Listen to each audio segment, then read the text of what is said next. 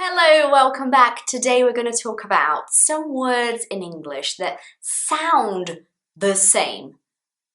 They don't look the same. When you look at a word, they don't look the same. The spelling is different. Spelling is the way that you write words. The spelling is different.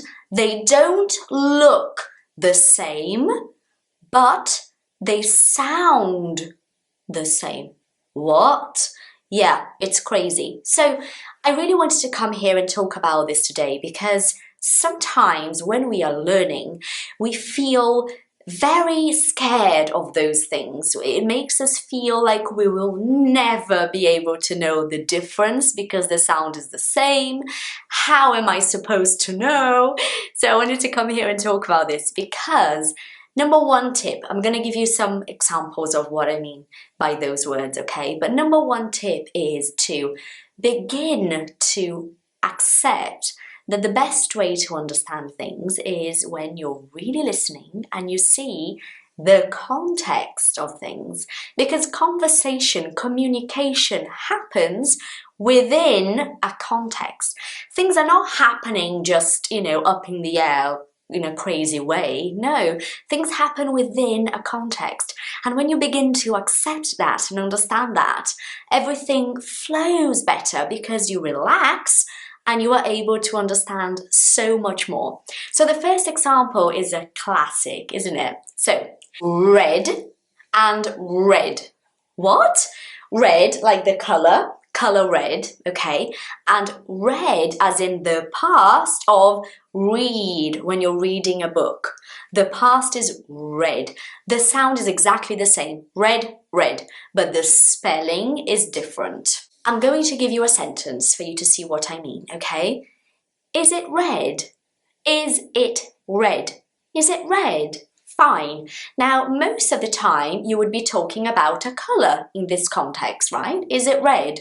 Talking about whether the shirt is red. Okay, but it could be red as in the past of read, like there is a letter and the letter is on your table and your friend comes and says, is it red? Like, have you read it? Is it read? Is it done? Have you read this letter? And you would say, yes, it is red. So you would know if your friend is talking about the color or the verb read, because obviously there is a context. There is a letter on your table, or there is your inbox open on your computer. Is it red? Oh no, I opened it, but it's not red yet. You see? Next one. Oh my God, this one, seriously. See and sea as in the ocean. See, the same sound, exactly the same sound. So you would say, can you see the sea? Really? Yeah, you would. And it doesn't sound, for a native English speaker, this sentence does not sound strange at all because they understand that you're talking about two different words that sound the same but are different. So if I were, for example, talking to my children, as you know, my children speak English, even though we live in Brazil, they speak English fluently. I would say to them, can you see the sea? They would not laugh. They wouldn't be like, see the sea, that's funny. No, they would be like, yeah, I can see the sea. Because see, the sea, like this, the ocean, they understand that it's the same sound, but it's a different word. So again, it's all about the context of what you're saying. And then we've got hour, as in 1 hour, and we've got our, like our house. My house and your house, our house. You see? And again, you would say, for example, you could say something like, I will be there in an hour.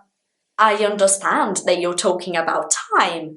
I'm not thinking you're talking hour, like our house, our daughter, our car. No, I know that you're talking about time because there is a context to your situation. So always remember this, although sometimes it may feel confusing and you might get stressed about these things, don't.